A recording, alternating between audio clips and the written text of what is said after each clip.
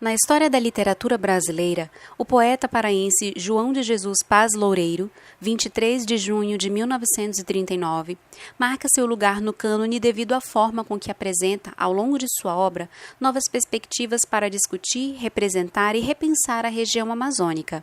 Ferreira Rafael, Uma Amazônia Poetizada, Criações e Inovações Lexicais na obra de João de Jesus Paz Loureiro, 2018. Tese doutorado. Faculdade de Filosofia, Letras e Ciências Humanas da Universidade de São Paulo, 2018. Possui doutorado em Sociologia da Cultura, Université de Paris. Quarto, Paris-Sorbonne, 1994. É poeta, escritor e atualmente professor da Universidade Federal do Pará. Tem experiência na área de artes e comunicação, pesquisando e atuando em seguintes temas: arte, comunicação, imaginário, Amazônia, cultura, cultura amazônica, magistério, criação literária, poesia, encantaria e mito.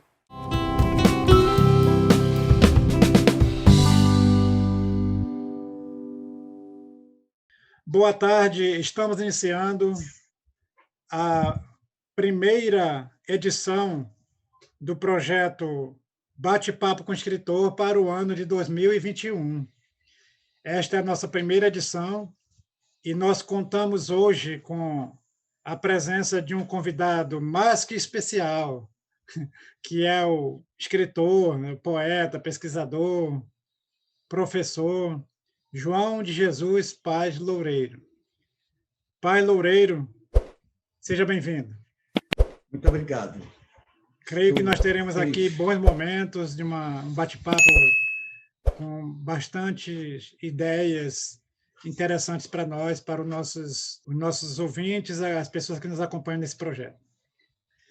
Eu gostaria, Pai Loureiro, que você, inicialmente, falasse um pouco, mesmo que resumidamente, da sua trajetória como escritor.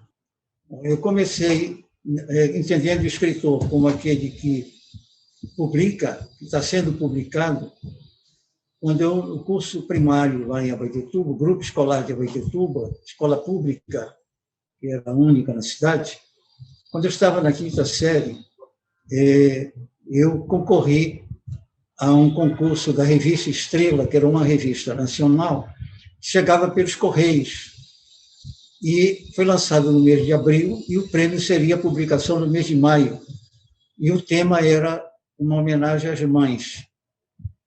E eu mandei de lá um poema de 4 estrofes, uma técnica muito simples de redondia, tipo trovas, né? E mandei e ganhei esse prêmio. Então, foi publicado o poema na edição de maio, e como foi um poema escrito e publicado, eu entendo que este foi o embrião da minha carreira como escritor. Depois vim estudar para Belém, estudei no Colégio Salesiano do Carmo, e nesse período não tive nenhuma atividade assim publicada, mas continuava estudando e treinando poesia. Nesse período, chamado na época, eu vou usar uma terminologia da época, do ginasial para o científico, ou clássico, que era o intermediário entre o ginasial e a universidade, eu li muito nesse período. Tive que ficar um período no internato, porque eu não tinha parente em Belém. Eu li muito. E li foi quando eu li as epopeias que tinham lá no colégio. E eu gostava muito das antologias da poesia universal, porque me encantava aquela mudança de maneira de escrever, a mudança da escrita. Eu me empolguei tanto que peguei um costume que durante os anos, nessa fase, eu pratiquei, que era de treinar, fazer poemas na técnica de cada período literário. Na técnica medieval, as cantigas de amar, etc., nos sonetos clássicos, a poesia barroca, romântica, simbolia, até o modernismo. Cheguei a fazer, então, todo esse tipo de treinamento, verso livre também. Tanto que até hoje isso me vale muito, porque se eu quiser, no meio de um poema, ou fazer um poema especificamente dentro de uma dessas técnicas, eu ainda sei fazer.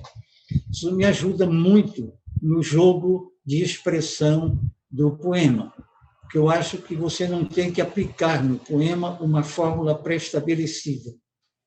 É um diálogo entre o conteúdo e a forma que vai criando a necessidade dessa forma. E a forma também vai interferindo no conteúdo. Quer dizer, é um jogo que depois eu posso tocar melhor. Pois bem, quando eu entrei na universidade, é importante que eu tenho que dizer isso, porque foi a primeira faculdade que eu fiz, a faculdade de Direito, porque eu queria lecionar, eu queria desde o começo ser professor de literatura, desde que vim para Belém. E não havia o curso de letras, e, portanto, para ensinar literatura, filosofia, história, etc., era o advogado que podia exercer essa atividade. Então, eu fiz direito e estudei bem lá, mas continuei nessa minha meta, tanto que eu comecei a ensinar literatura ainda nos últimos anos da faculdade de Direito. Mas eu compreendi que a relação entre escrever e ensinar literatura era muito mais harmônica para mim do que querer ser escritor e advogado ao mesmo tempo, que uma coisa iria conflitar com a outra se você quisesse fazê-las bem feitas. E aí foi no último ano da universidade, exatamente no ano fatídico de 64, que eu organizei o primeiro livro de poemas, que foi editado pela União Acadêmica Paraense com apoio da União Nacional dos Estudantes. E era um livro pelo qual tenho muito carinho, intitulado Tarefa, e era um livro, claro, que na época nós éramos todos engajados numa dimensão social e política da vida acadêmica. A União Acadêmica Paraense era o centro de debate, e eu fiz um poema que expressava essa época, entre poemas líricos, etc., poemas de cunho social, de cunho político. Um poema contra a matança dos negros em Nova York, por exemplo, uma coisa que agora continua sendo atual, porque continua esse tipo de tragédia, né? Pois bem, mas esse livro, na véspera do lançamento, durante o Congresso Nacional da UNE aqui em Belém, e depois eu iria com a UNE lançar em todos os estados, foi quando eclodiu aqui a ditadura militar. A União Acadêmica Paraense foi invadida pela ditadura, pelo exército, foi depredrado tudo e recolhido tudo que tinha lá dentro, nós fomos presos, outros fugiram, e o livro foi todo apreendido, toda a edição, porque estava lá empacotado para ser lançado no dia seguinte. E esse livro foi destruído, a edição toda dele.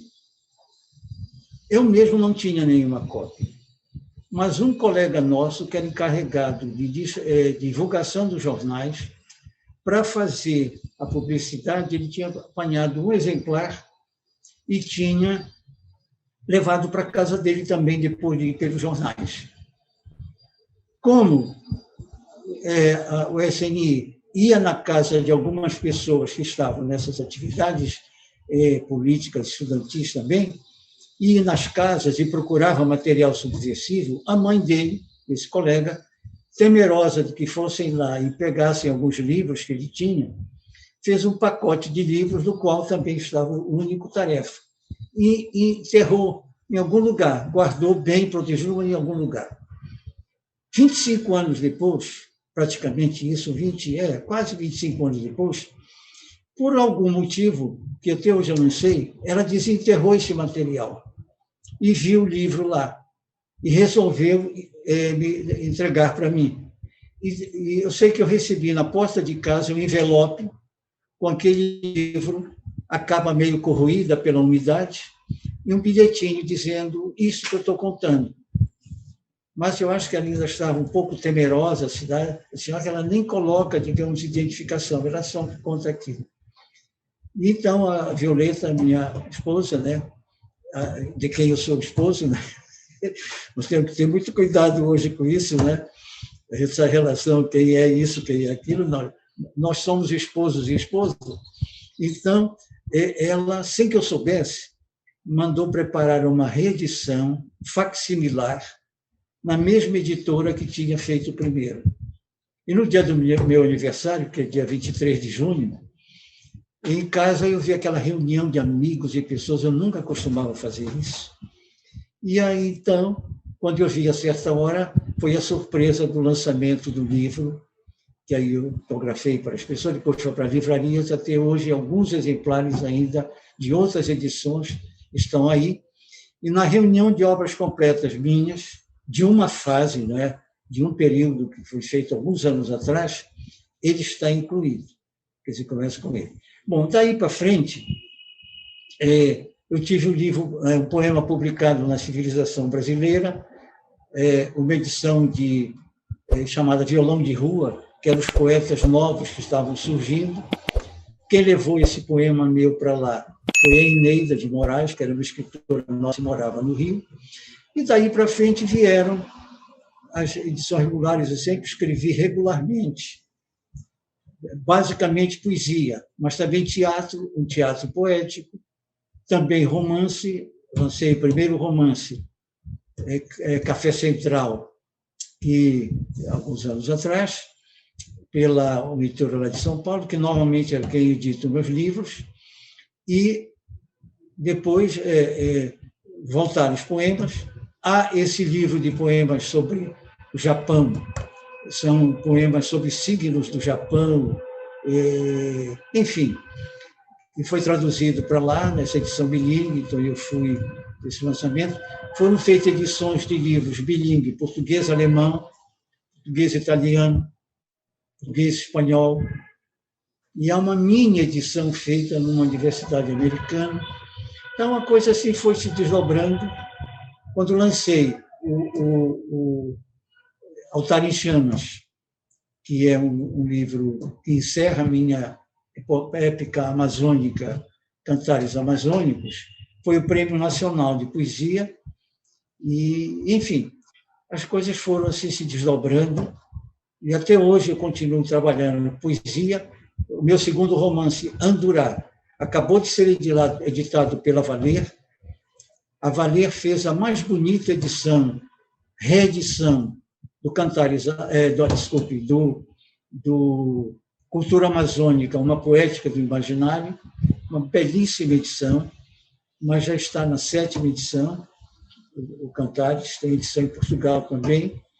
E, por fim, atualmente eu tenho estou com um trabalho pronto, sendo editorado, dos poemas que eu enviei nesse período de pandemia, que eu chamo de pandemonia, de março de 20 a março de 21 agora, que toda sexta-feira eu gravava um poema e mandava para a minha rede de WhatsApp.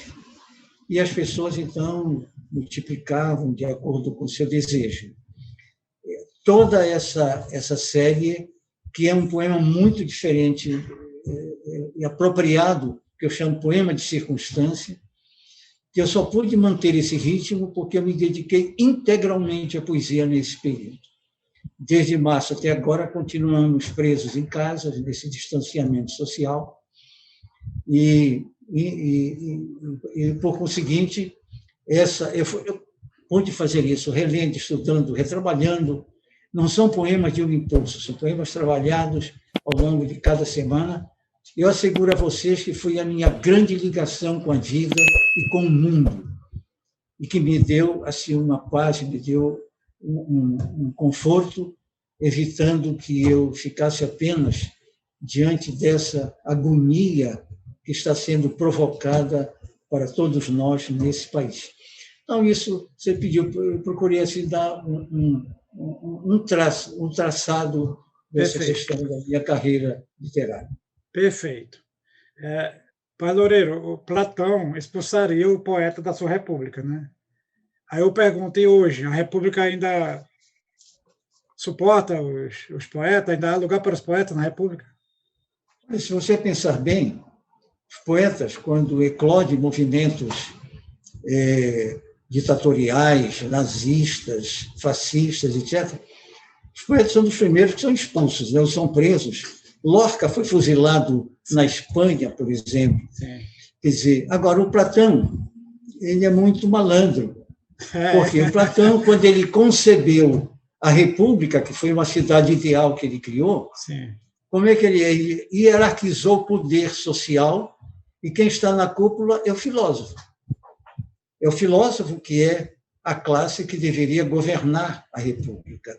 E os poetas, simbolizando os artistas, porque não procuravam a verdade, mas eram capazes de iludir através da beleza de como escreviam coisas que não buscavam a verdade, deveria ser coroado de louros, mas expulso da República.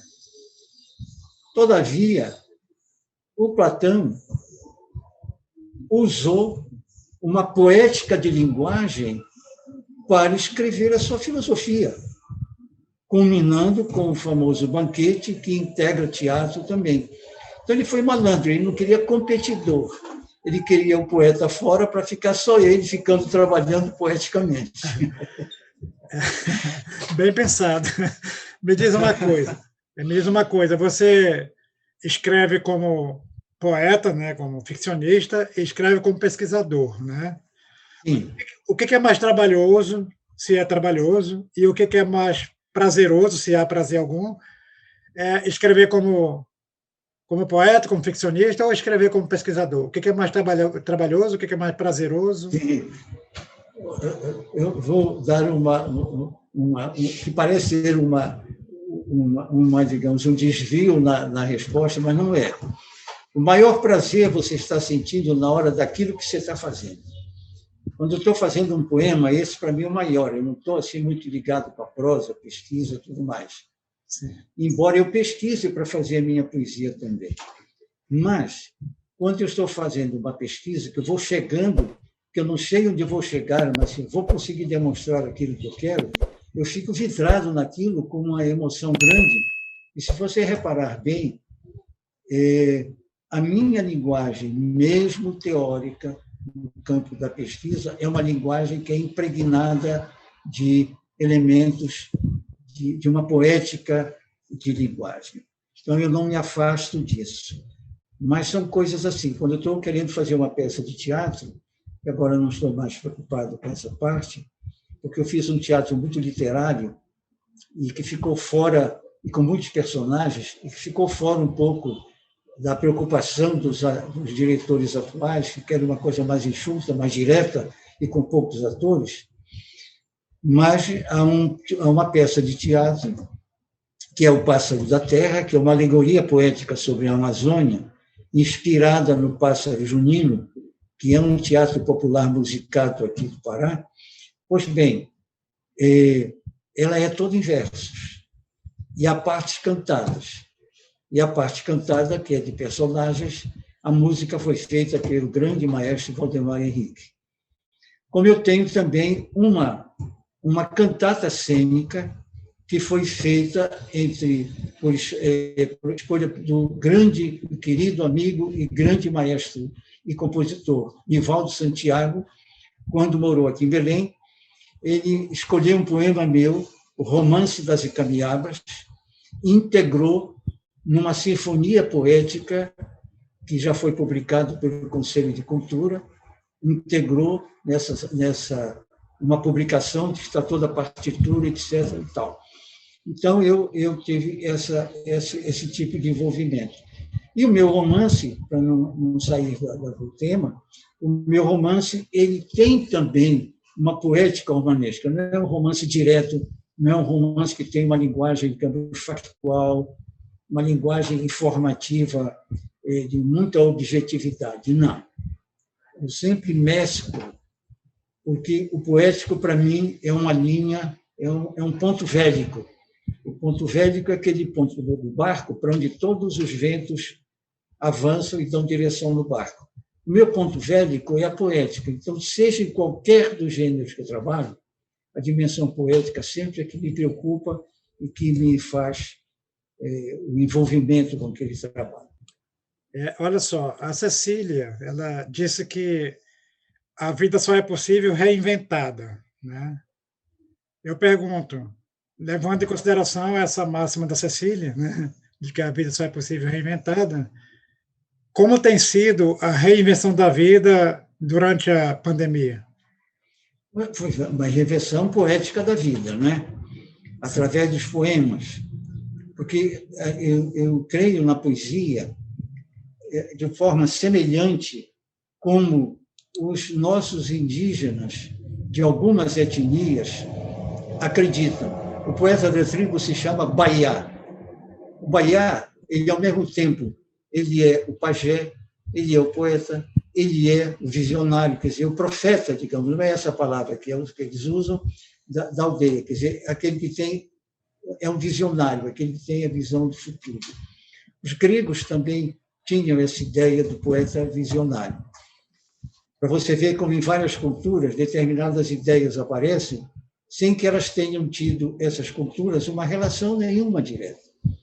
Parece que brota isso do próprio sentido humano de relacionamento com a vida. Então, eu penso assim, de modo que o envolvimento, pode ficar certo, o envolvimento com esses meus poemas nesse período de pandemia, sabendo tantas notícias horríveis, tantos amigos que se estavam indo, tantas pessoas no risco, todos nós acompanhamos, esse tormento que houve aí em Manaus. Eu fiz um poema desses poemas sexta-feirinhos, eu fiz um poema exatamente sobre Manaus também nesse período, porque são tantos queridos amigos, a cidade que eu amo muito, a cultura amazonense. Então, como era que eu poderia suportar isso? Então, para suportar a vida, eu tive que poeticamente recriá-la através dessa dedicação beneditina mesmo aos poemas nesse período. O Monteiro Lobato, ele falou que um país se faz com homens e livros, né? Acho que você já leu esse pensamento, essa frase dele, né? O Brasil tem muitos homens e tem muitos livros. Mas, assim, não basta ter os homens e os livros, é preciso que haja um encontro, que se promova um encontro entre homens e livros. Sem dúvida. O que um acha que seria necessário para promover esse saudável encontro entre os homens e os livros no Brasil? Olha, um dos caminhos sólidos nisso é através do sistema de ensino. As escolas precisam ter bibliotecas equipadas com material de pesquisa dos alunos e de criação de interesse pela literatura também. Não adianta você querer indicar fora de hora livros que são famosos, são célebres e importantes por isso, mas difíceis de leitura por sua estrutura formal ou de linguagem ou de pensamento. Não, tem que haver um encontro dessa capacidade de usufruir do livro também, conforme o período que você esteja no sistema de ensino. Também é importante que haja motivação para isso. E essa motivação tem que estar em casa e tem que estar na escola. Na minha casa, em Abaetetuba, para o meu pai era um sapateiro que depois teve um pequeno comércio de calçados. Minha mãe era uma pessoa simples que estudara apenas o curso primário. Mas a minha mãe gostava de ler poesia e decorar. Na reunião das mães, quando havia, ela gostava de declamar poemas. Meu pai, ele costumava ler romances para os filhos. Nós somos 10 filhos. Numa época em que os pais achavam que tinham que povoar a Amazônia, de repente, né? Nós somos 10 filhos. Então, meu pai lia romances, ele escolhia sabiamente romances simples, seja do José de Alencar, seja autores assim, nessa linha, que são autores importantes e muito bons, mas com uma linguagem muito simples. O que ele podia conseguir? Ele lia para a gente à noite, a luz ia embora 9 horas da noite, porque era uma cidade muito pequena, e quando os filhos iam dormindo, aí depois carregava para ir para a rede ou para a cama. Então, esse ambiente em casa era assim. Nós tínhamos uma biblioteca na nossa casa. Eu sempre me criei vendo uma biblioteca. Já no grupo escolar, nós tínhamos uma biblioteca, grupo escolar de Abaetetuba, e havia o estímulo a isso. E ensinavam, como eu diria, ensinavam e nos exercitavam o ato de escrever. Por exemplo, uma diferença que a gente tinha que saber fazer entre descrição, dissertação, dissertação e ficção. Quer dizer, nós tínhamos que saber fazer textos, trabalhos para casa, que fosse uma descrevendo alguma coisa, aliás, descrição, outra fazendo uma ficção, e outra fazendo uma narração direta de algum acontecimento, de alguma coisa. Tudo isso vai fazendo com que a gente aprenda a escrever e aprenda também a usar a linguagem, que é uma coisa hoje que está sendo fragmentada, está sendo violentada, e aí não escapa ninguém. Não escapa nem professores, não escapam também nem os que trabalham com os meios de comunicação. O que se fala errado na televisão, o que se fala errado no rádio, é impressionante. Quer dizer, passou a haver uma distensão da linguagem, um afrouxamento da linguagem.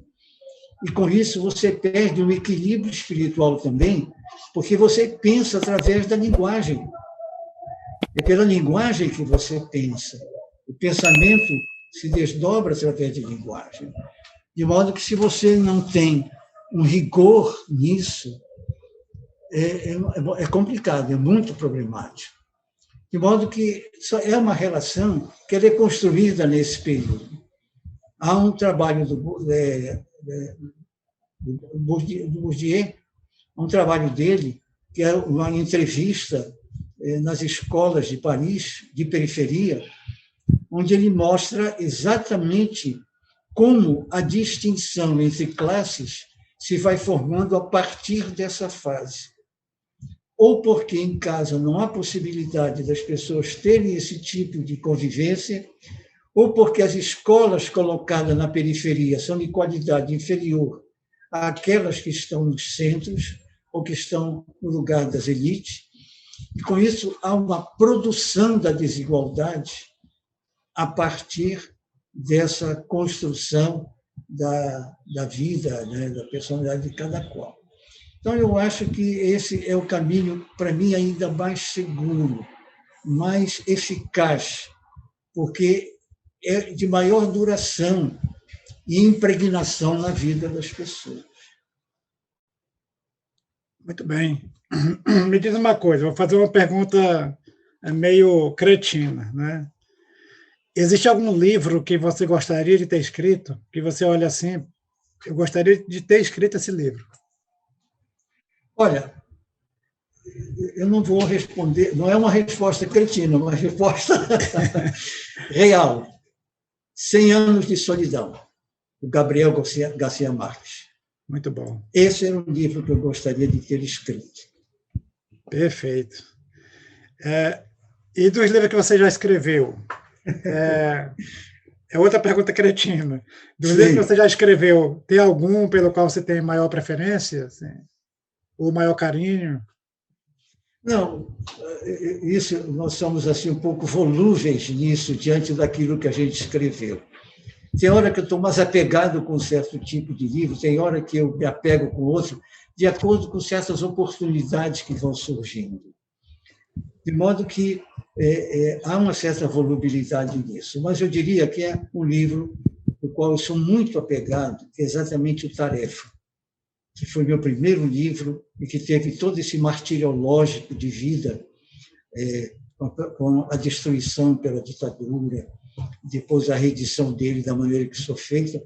E um detalhe psicológico que eu posso dizer, pessoal, aquela tristeza de ser, com 21 anos, lançado nacionalmente, conhecido nacionalmente através da UNE, visitando todos os estados, lançando o livro, que é um livro que tinha um avanço na linguagem poética para a época e que tinha todos os conteúdos de uma vivência necessária para a poesia no seu tempo e que permanece, claro, ainda válido.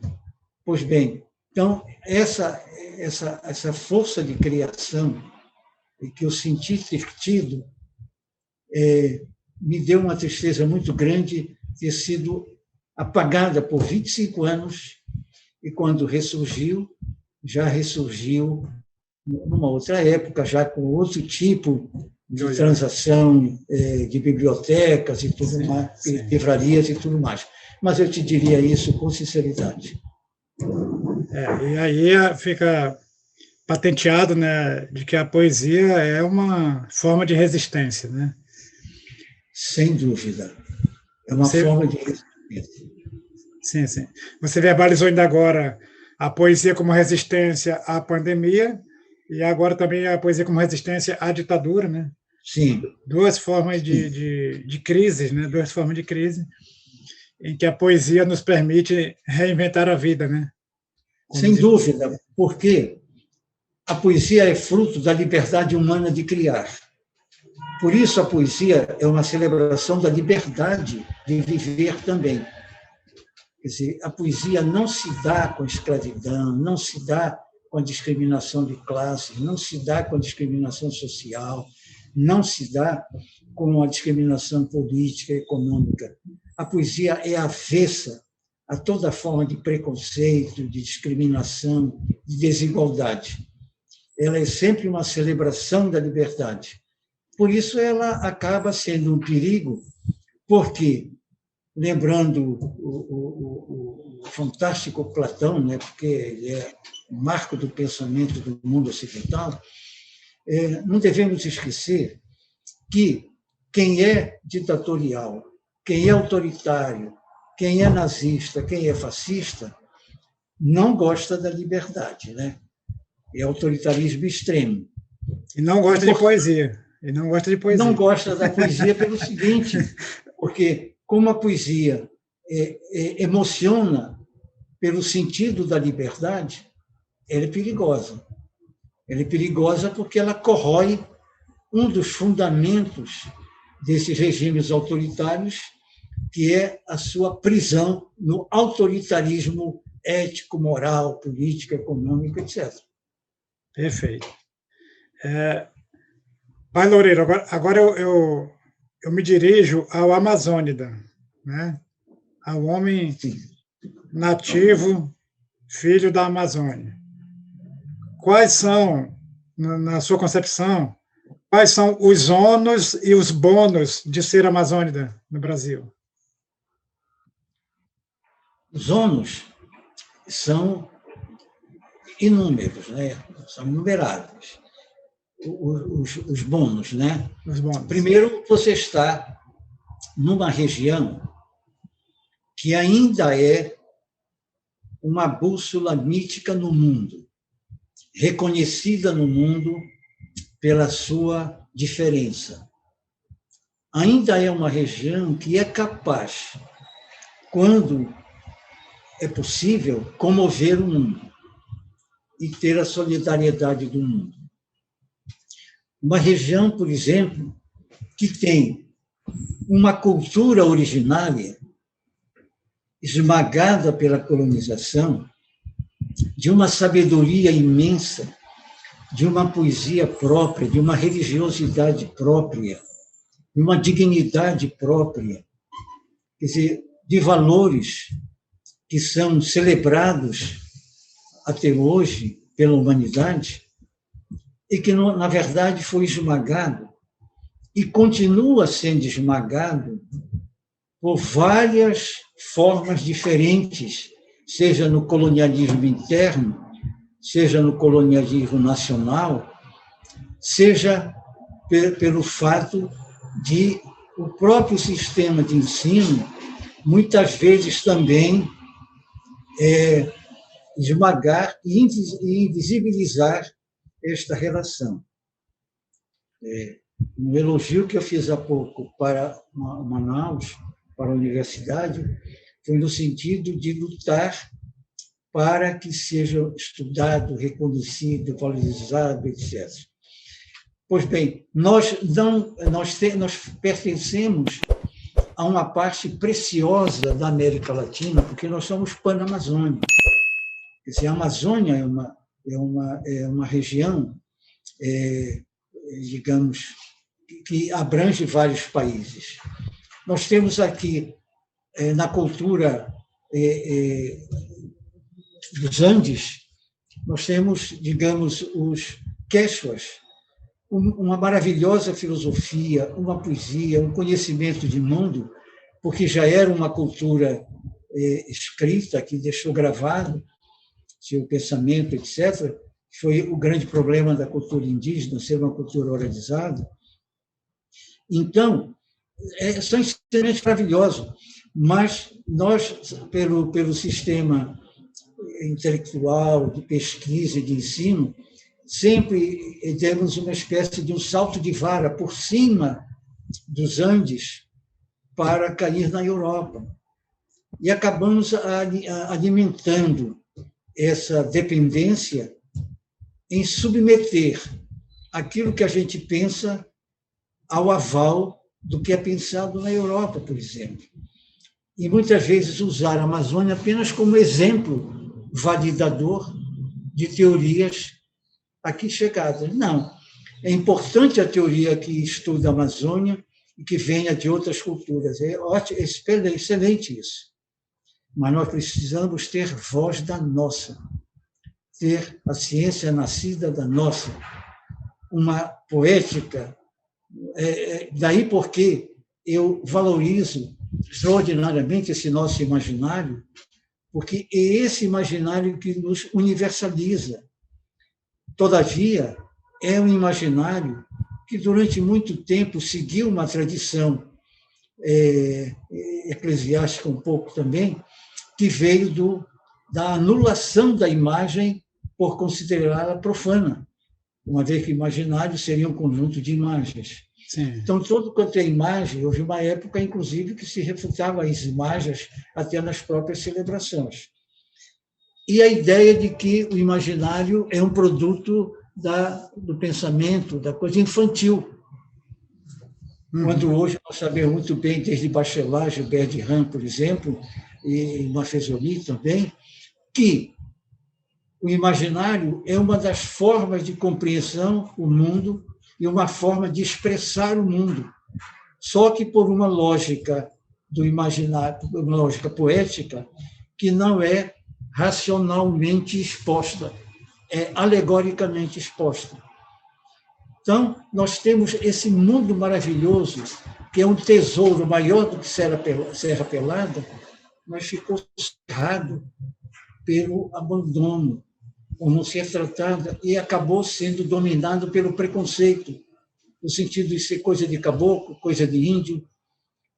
Falo basicamente da parte ribeirinha, depois acrescentam a contribuição dos negros, quando vêm para cá, mas é coisa assim, coisa antiga. Sim, sim. Você não está de acordo com a modernidade, porque a modernidade é o lógico, a modernidade é a ciência, a modernidade é a demonstração.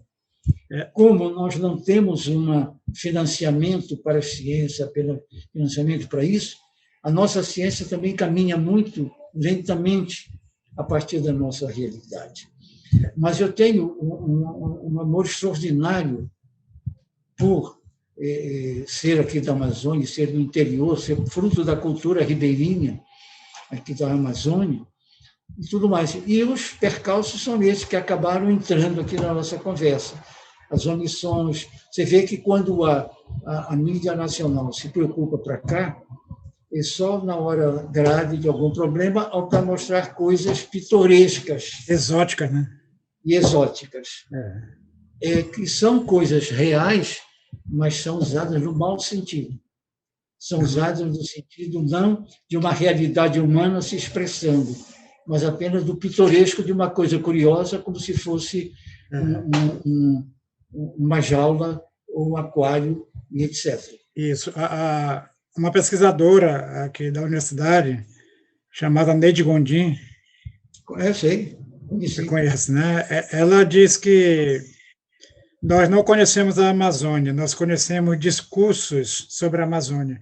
Aí depois ela ainda revisa esse pensamento. Ela diz que nem discursos sobre a Amazônia nós conhecemos discursos sobre a Amazônia. É muito bem colocado, exatamente. Nós consumimos uma imagem da Amazônia fabricada, sei lá, de terceira mão, né? E que são os outros falando sobre nós, né? Exato. E eu acho que, ultimamente, nós temos começado a produzir os nossos discursos Sim. endógenos e não exógenos, e discursos endógenos sobre a Amazônia. Quer dizer, nós dizendo para o mundo quem nós somos, e não o mundo dizendo lá de fora quem nós somos. E acabávamos sendo, como dentro do pensamento dela, os outros dos outros de nós mesmos, né? Exato, dizer, exatamente. Uma reprodução de terceiro degrau. Agora, isso eu concordo com você. Está havendo um surgimento, o surgimento de vários estudos estão acontecendo na academia que já tem esse perfil, que já começa a demonstrar esse perfil. Em maior número, não sei no caso de lá, mas no nosso caso aqui é um pouco diferente, porque nós temos muitos municípios. E há municípios bem desenvolvidos no estado do Pará. E há, portanto, muitos campi, seja da federal como da estadual. E muitos deles já com mestrado e doutorado. O que é que está acontecendo? É que as dissertações de mestrado, os TCCs, as teses que vêm daí, são teses que analisam a nossa realidade através de uma outra perspectiva, da perspectiva do nativo, do natural que convive na região e que parte, em função dessa vivência, agregando as necessárias teorias que a gente não pode deixar de conhecer, de relacioná-las. Mas a visão é que precisa ser diferente.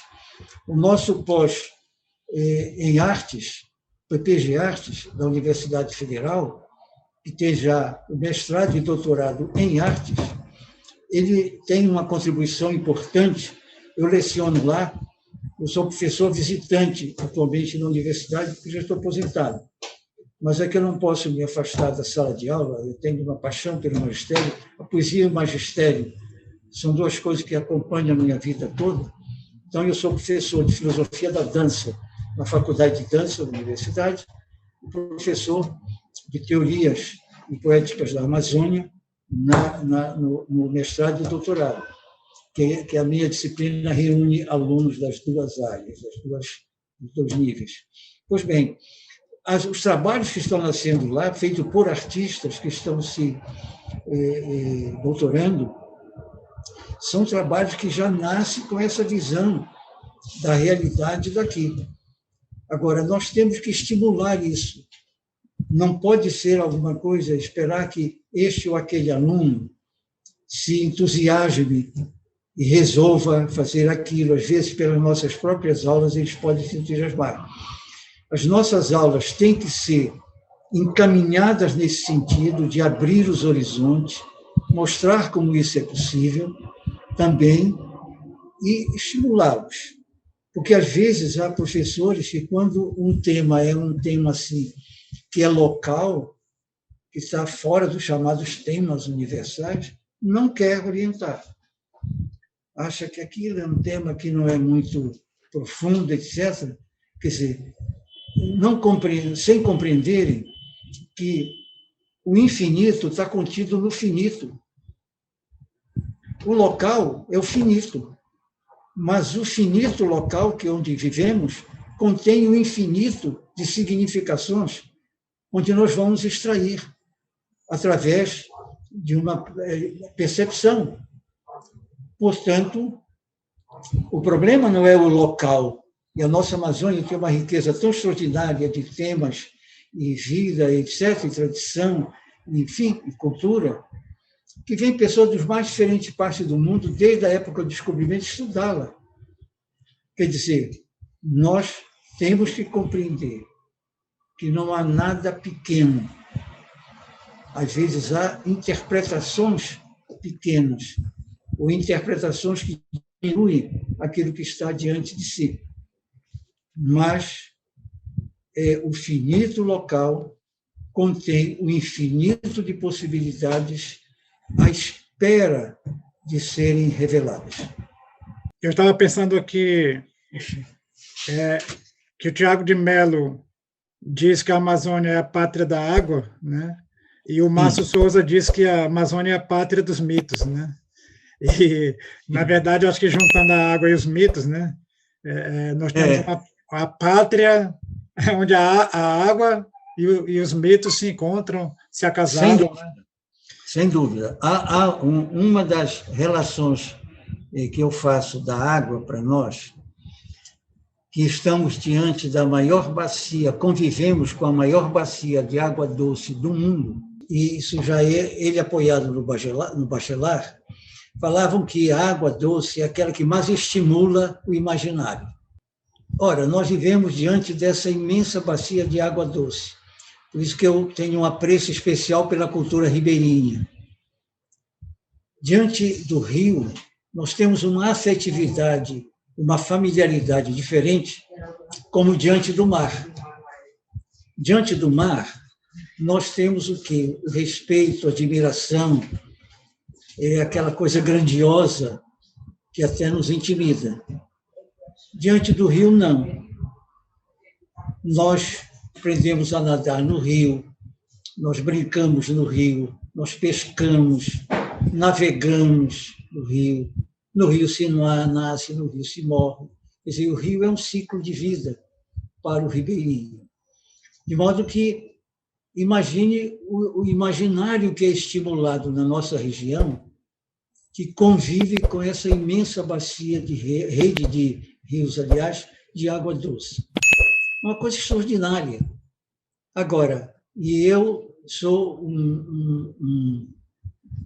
um poeta absolutamente integrado e ligado à questão do mito. Eu tenho um apreço especial pela nossa mitologia, que é uma mitologia muito sábia, uma mitologia que, infelizmente, ela acaba sendo vista um pouco, por um lado, pitoresco, curioso, etc., que nós todos já sabemos como são essas coisas. Mas não. Quer dizer, a nossa mitologia, e predomina a mitologia ribeirinha, só para lhe dar um exemplo, ela tem uma forma de compreensão do mundo amazônico, que se extrapola para uma compreensão do próprio mundo mundial, digamos assim. Eu nasci numa cidade de Abaetetuba, que é considerada uma das cidades encantadas, nesse mapa das cidades encantadas da Amazônia e do mundo. Pois bem, mas qual é a lição que essa lenda nos traz, esse mito nos traz? Veja bem, as cidades encantadas do mundo, todas elas têm um sentido hierárquico. Elas expressam a mentalidade da cultura, onde brotou esse tipo de imagem, esse tipo de imaginação que se socializou, transformando-se no imaginário. O que é que diz a lenda de Abaeté? Que no dia que a cobra grande, que vive embaixo da ponte grande da cidade, atravessar o rio e for para a Ilha da Pacoca, que fica de frente, subir pela praia e trepar numa imensa castanheira, e o rabo fica estendido ao longo das areias da praia, alguém que esteja lá por qualquer motivo e corte o rabo dessa cobra, desencantará a cidade de Abaetetuba. Até aqui, ok. Mas qual é o sentido que eu acho diferencial dessa lenda? É que a população que vive hoje, a sociedade que vive hoje, continua lá. Muda apenas é o sentido da cidade. O que é que muda no sentido da cidade? É uma cidade em que todas as pessoas são iguais, vivem em harmonia, trabalham na pesca, na caça e tudo, não há diferenças entre as pessoas, etc, etc. Ou seja, é uma lenda socialista. E sendo uma lenda nesse sentido, ela traduz uma utopia. Ou seja, o que é que eu digo que é a lição que a Cidade Encantada na Boiúna, em Abaetetuba, dá para o mundo? É a utopia socialista. A utopia de um mundo de igualdade, de um mundo de respeito, de um mundo ético, de um mundo em que as pessoas possam conviver numa harmonia e no amor. E tudo, você sabe, meu amigo, tem que ter amor. Porque sem amor, nada vale a pena. Que bom, perfeito. Agora, uma pergunta saindo completamente aí da curva, né? Que análise você faz da conjuntura atual do país? Sim. Sai da curva e derrapa e cai no abismo, né? Né? Nós vivemos uma situação que é uma situação cruel, porque só a crueldade é que pode explicar, porque são coisas intencionais, vindas de um despreparo para as funções, de um projeto de desorganização do país, de destruição de relações éticas, de relações institucionais, de imposição de desejos de autoridade, um desejo de uma autoridade única, de uma autoridade ditatorial. Quer dizer, todas as coisas mostram esse desejo federal, digamos.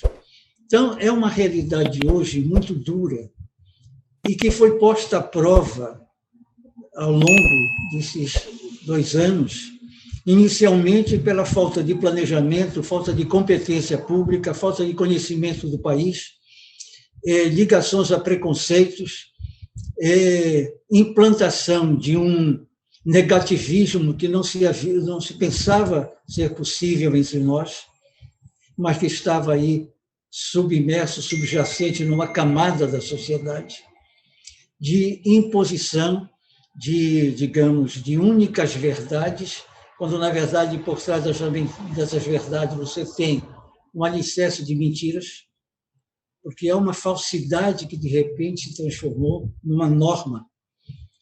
E, enfim, é um país que não é um país, digamos assim, surreal, como às vezes a imprensa fala, é claro, no seu desejo de criar uma imagem.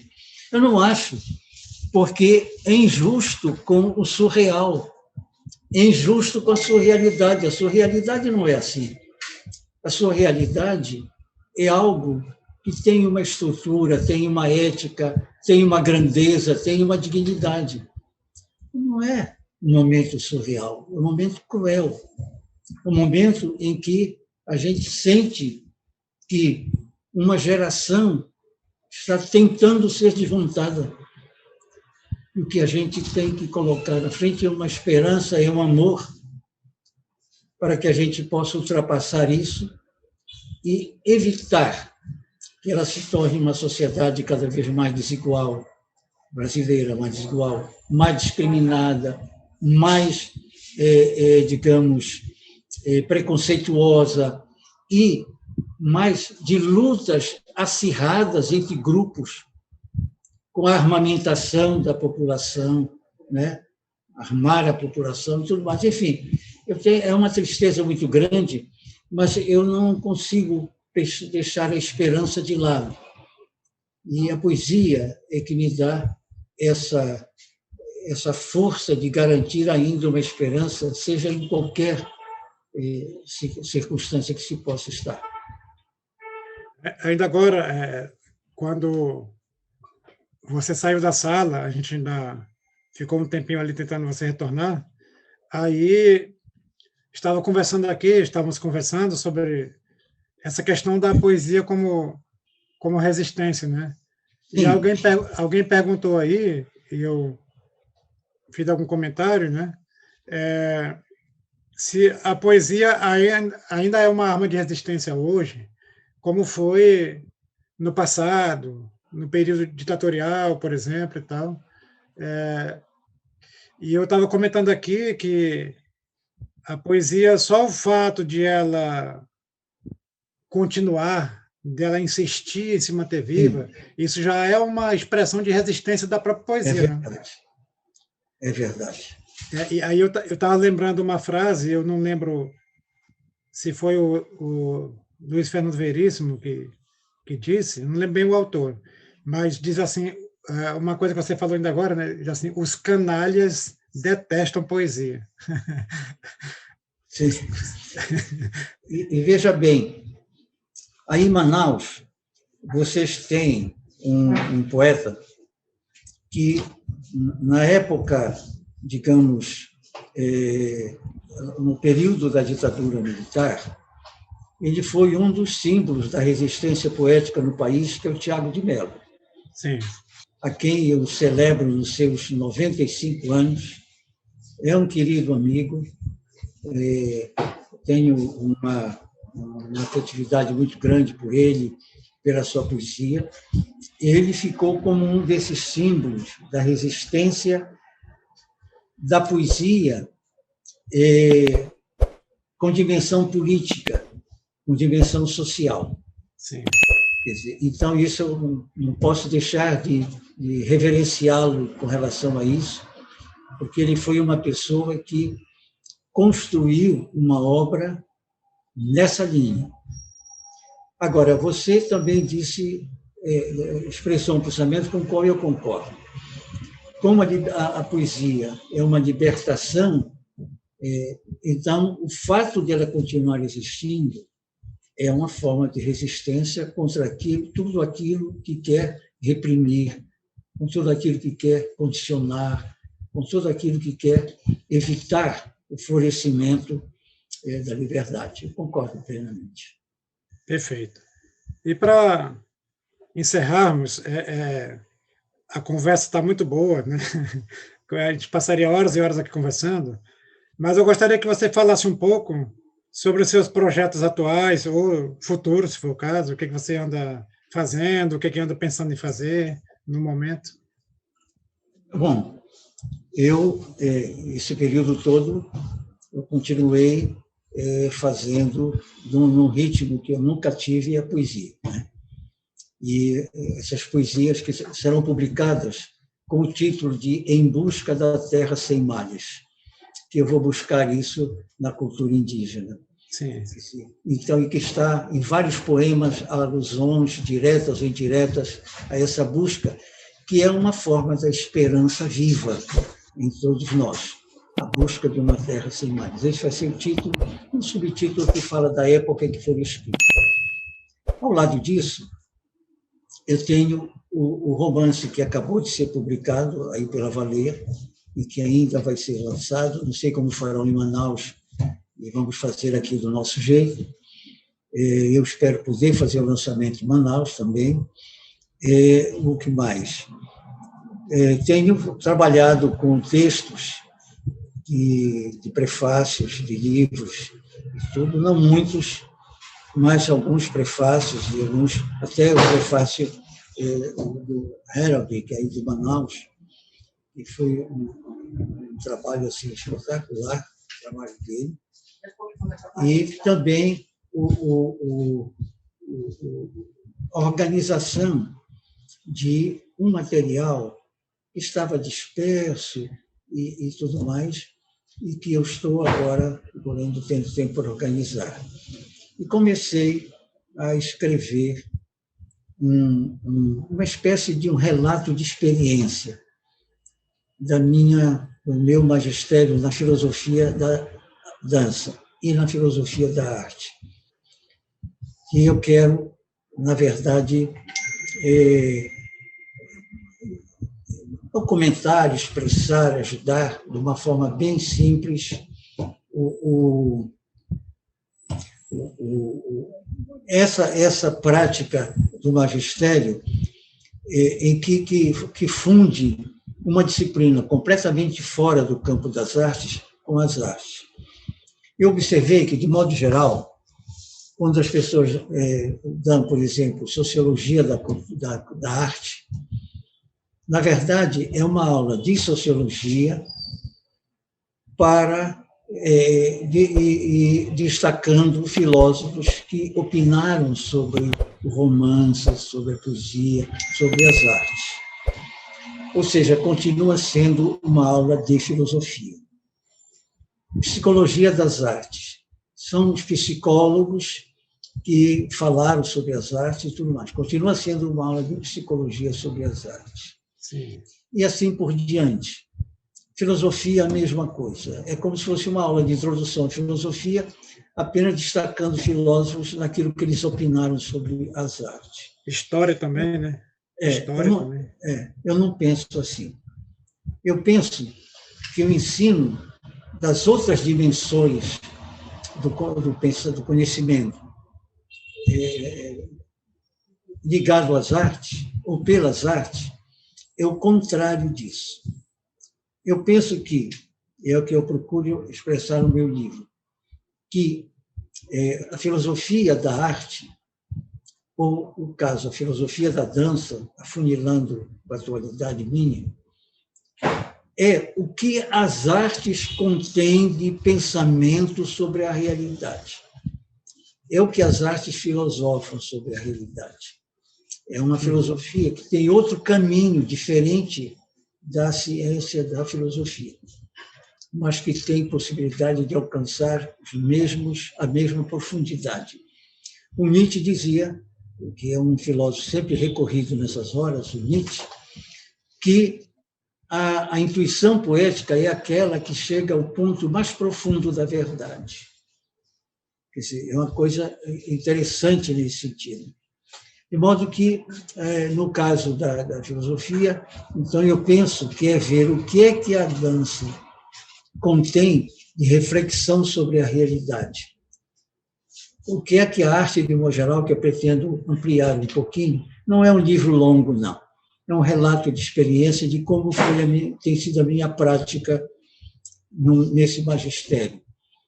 Eu, passando por Portugal, uns anos atrás, antes de dar essas disciplinas, inclusive, eu encontrei um livro em que filósofos da Universidade de Cambridge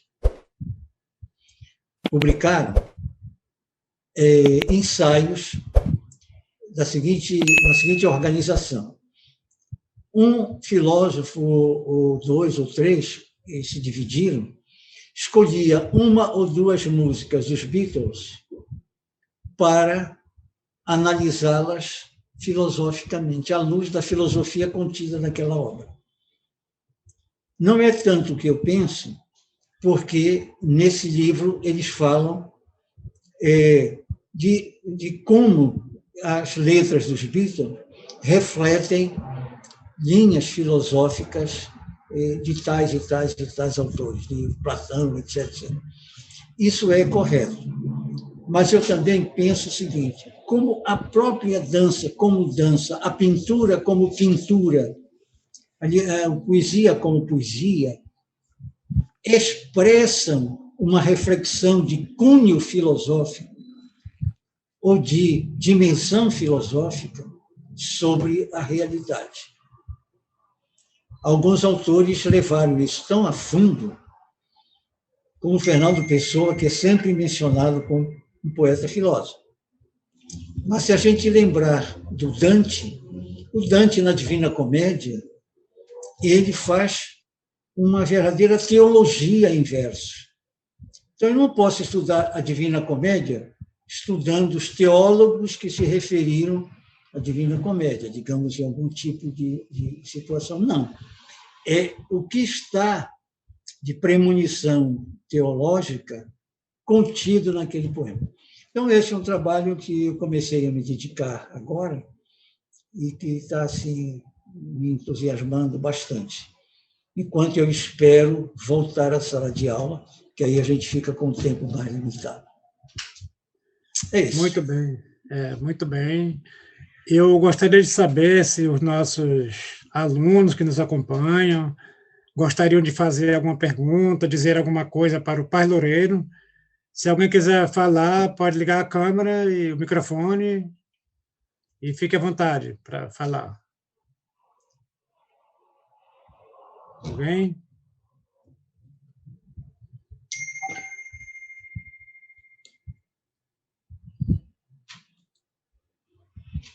A Lorena? Muito bem, a Lorena ali vai falar. Eu quero, primeiramente, agradecer, né, a oportunidade de estar escutando o senhor falar aqui. E eu não tenho muitas perguntas, né, mas, assim, eu gostaria de dizer que o senhor despertou em mim a vontade de ler 100 Anos de Solidão, que é um livro que eu já venho escutando há muito tempo, de verdade, mas eu nunca parei, assim, para falar, vou ler esse livro agora, né? Eu sou da área de língua japonesa, então a grande parte das coisas que eu leio são autores da literatura japonesa, né? E agora eu vou arranjar um tempinho para ler 100 Anos de Solidão, né? E eu quero agradecer de verdade essa última parte que o senhor falou da questão da realidade, né? Dentro da arte, que forma a arte pode sair, o que a arte contém de realidade, né? Esse pontinho, porque me deu um estalo aqui para eu poder desenvolver um pouquinho o que eu venho trabalhando do que eu vou trabalhar na realidade na minha dissertação de mestrado, né? Que é representação de sentimentos, que eu acredito que os sentimentos eles podem ser um dos elementos, agora, né? Veio na minha cabeça, eles podem ser um dos elementos que a arte contém de realidade, né? Pelo menos a arte literária. Mas aí eu vou estudar isso direitinho, eu quero agradecer mais uma vez, tá bom? Estou ansiosa pelas suas publicações aí, vou ficar atenta para ver se na hora que sair a publicação eu compro e dou uma lida nos seus trabalhos, tá? Muito obrigada. Eu posso também lhe dizer o seguinte, que essa relação entre o real e o imaginário na obra de arte é um jogo bem dialético, né? Ou seja, o imaginário nasce do real, mas quando o imaginário, nascendo do real, ele é trabalhado na arte, ele retorna para a realidade e acaba também recriando imaginariamente a realidade. Então, é um jogo muito bacana que a gente precisa ver, porque o que dá categoria artística para a obra produzida é a maneira como ela é feita, não é apenas a transcrição da realidade. Não, é a maneira com que ela é feita que faz a distinção entre a realidade, vamos dizer assim, real, e a realidade convertida no universo artístico. O Benedetto Croce, ele fala do seguinte, de que a arte é uma correalidade, ou seja, é uma realidade real paralela ao real da realidade. Vamos fazer esse joguinho. É uma correalidade. Então, essa correalidade ela tem essa costura do jogo entre o real e o imaginário quando retorna. Você, ao ler Os 100 Anos de Solidão, você vai ver como esse livro poderia ser escrito aqui na Amazônia brasileira, se o Garcia Marques vivesse aqui. Porque são imaginários que se assemelham.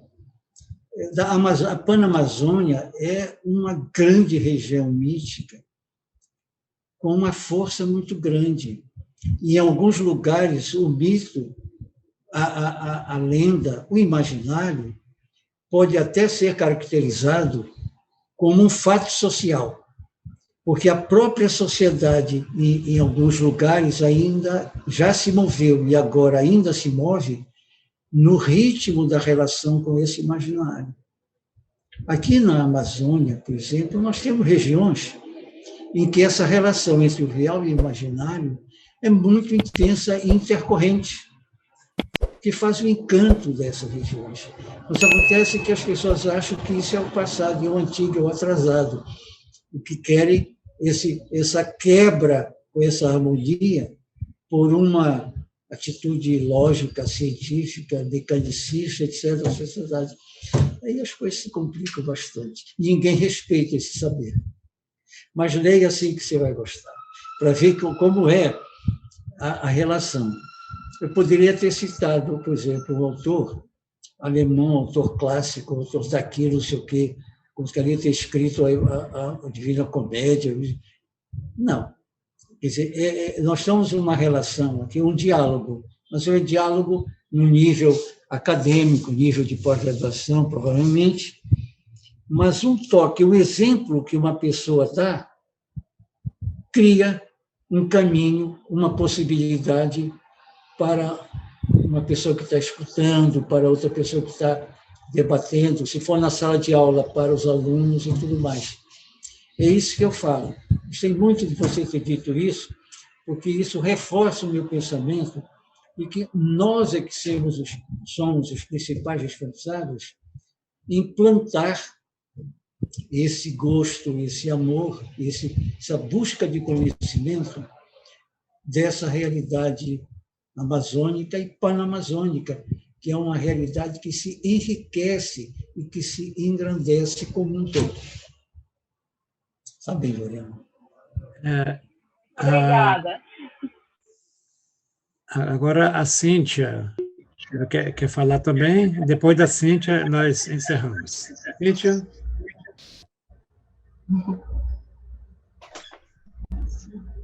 Cíntia, pode ligar o microfone. Estou aparecendo? Ah, tá. Está. Olá. Eu sou sua conterrânea paraense, mas não de Abaetetuba, eu sou de Santarém. Eu, assim, parabenizo, porque eu vejo que no seu jeito de ser, o senhor traz algo que eu vejo no professor também, que é um misto de majestade e humildade na sua fala. E eu admiro muito isso, eu gosto muito. Mas a minha pergunta é assim, eu queria muito ouvir de um homem de 81 anos, o que é a vida para o senhor? Pois é, o que é a vida? Você sabe que eu vou justificar o que eu quero dizer de uma forma não é professoral na coisa. Né? Você sabe o seguinte, ao falar sobre o amor, há um filósofo e um teórico e um padre da igreja, que é o São Bernardo. Ao falar sobre amor, ele diz o seguinte, o amor é algo que a gente só pode sentir. Não se pode falar do amor, porque quando se quer falar do amor, se fala de uma série de coisas que têm referências como o amor, mas nunca se pode dizer o que o amor é. Porque o amor, ele é conhecido pelo sentimento, não pela razão. Aí eu digo pessoalmente, ainda bem, porque há hoje movimentos em países em que há uma aderência muito grande à tecnologia, em que o amor é escolhido tecnicamente por uma série de qualidades que são mapeadas no computador, etc., para poder cruzar, né, os dois, como quem cruza macho e fêmea. Então, o amor é algo que nasceu para ser sentido. Né? Então, nós podemos sentir o amor plenamente, mas não conseguimos falar do amor. Então, a vida, eu penso um pouco assim também. Eu acho que a vida é algo que nasceu para ser vivida de uma tal maneira que a gente, quando quer falar da vida, a gente fala de felicidade. Se for um médico, ele vai falar que tem que estar o sangue corrente na veia, tem que estar o coração batendo, tem que estar o pulmão respirando. E, enfim, se for uma pessoa ligada à religião, a religião vai dizer o seguinte, não, tem que ser devoto, tem que ser isso. Isso que é a vida prevista. Eu acho que a vida é alguma coisa que vive dentro de nós, que nasce conosco, e que nós só podemos vivê-la sem nunca conseguir exatamente dizer o que ela é. O que é a minha resposta para você.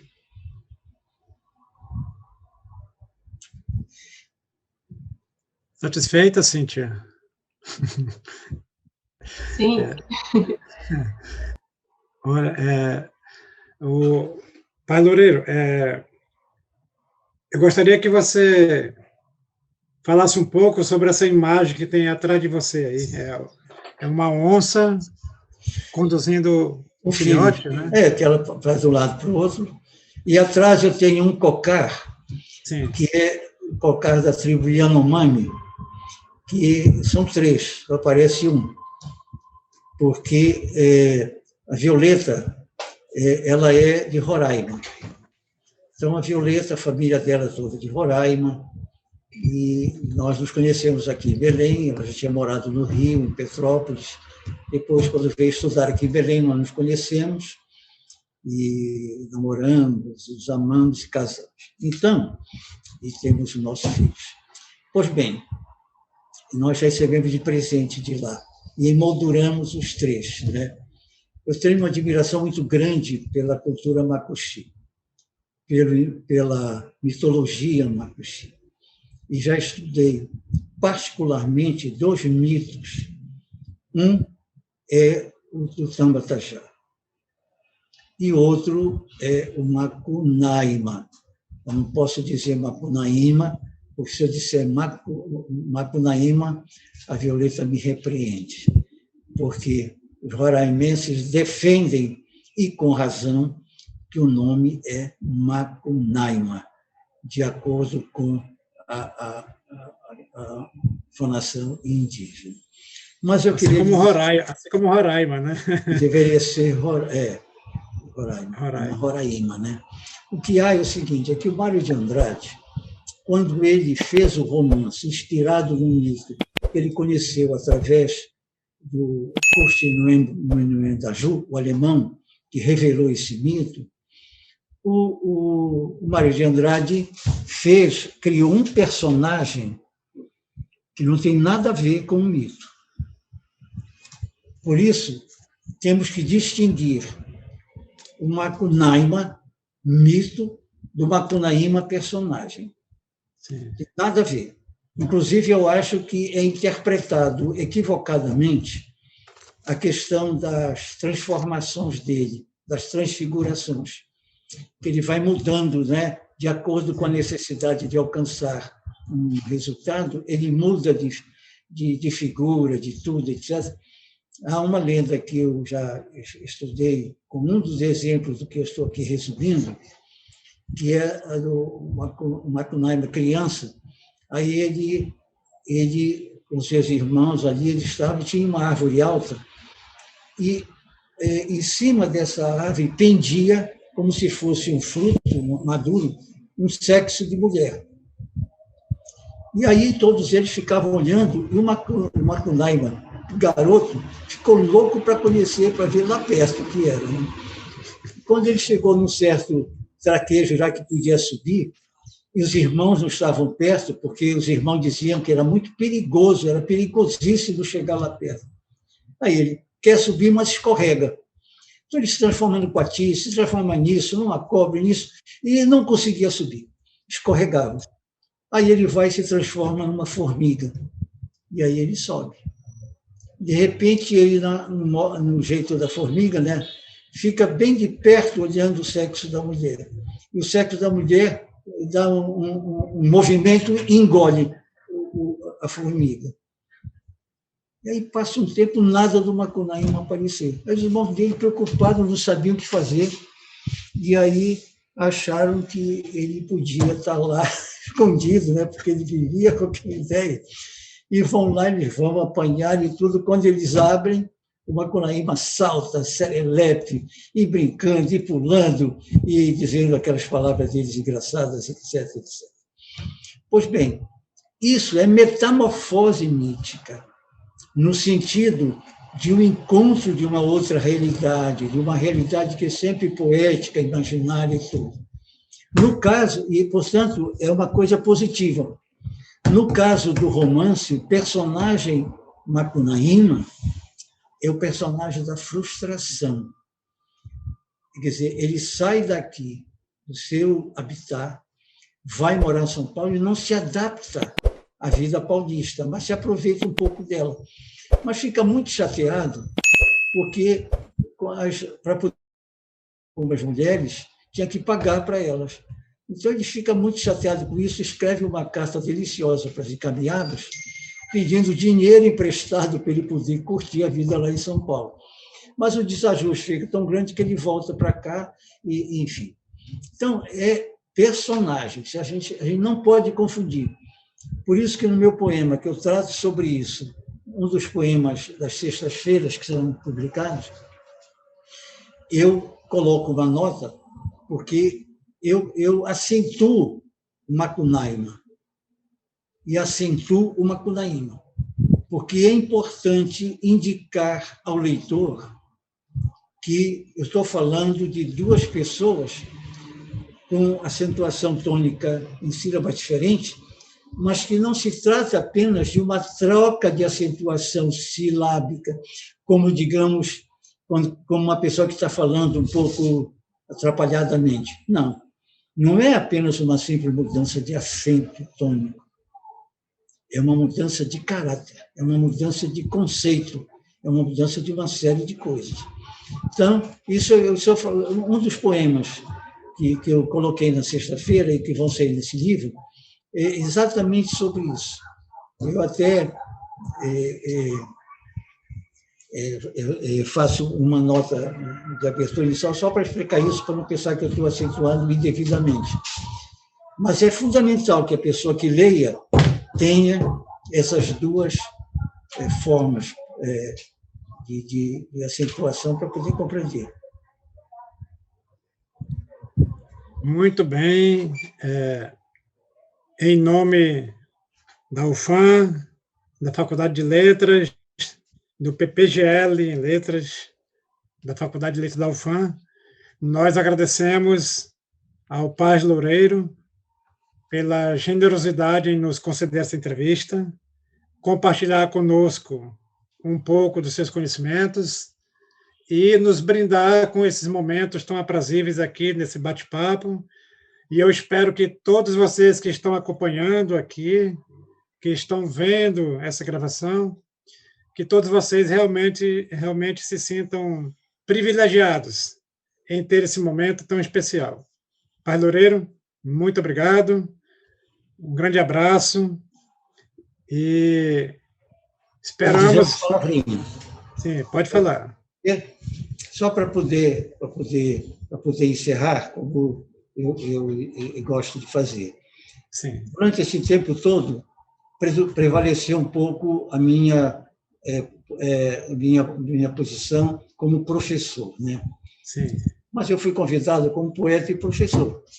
Então, quero encerrar com um pequeno poema, que é, digamos, um poema que expressa o que eu sinto e também expressa um pouco sobre a questão da vida, que há pouco foi colocada.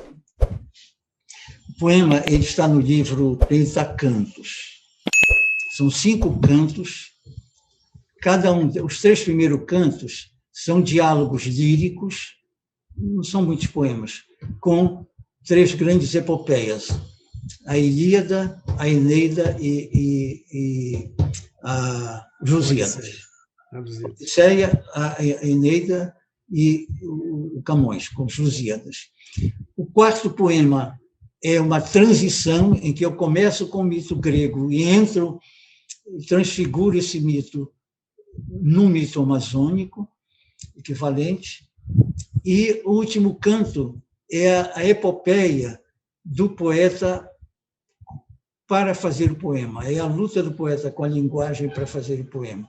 Esse é o espírito. É um livro muito abstrato, é muito, digamos assim, bem musical também. O poema é o seguinte, o título dele é Fragmento. Como há vários com esse título, ele é o Fragmento 3. Nós somos o caminho que escolhemos. O caminho por onde passo guarda-me, e eu sou o caminho aonde passo. E embora passe, eu fico no caminho aonde passo. E vai o caminho comigo, caminho que fica por onde passo. E passa, e passo, ficamos. Obrigado, então. Fiquei muito feliz com esse encontro e com essa convivência com você nesse período da tarde.